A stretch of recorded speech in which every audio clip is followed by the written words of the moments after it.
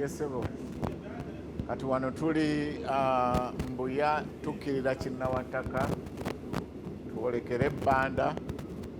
naye era nga bw'ozolaba tulina okusoomoozebwa okwo kwe tulina nti ekibangirizi mwe tulina okukolera emirimu abantu bangi bakyesenzaamu kati nga bw'olabye wali ku Interflight loole wonna zisimbye erudda n'erudda ekintu eky'obulabe ekiyinza okuviirako akabenjedde kabusa kubanga omugoba wa train akuba eŋŋombe abavuzi b'ebidduka tebasobola kulaba train ejja wabula tulaba bannaffe aba trailers bazipaakinze zijula na kubeera ku luguudo kwennyini so tukubiriza bekikwatako naddala bakama baffe aba poliisi aba traffic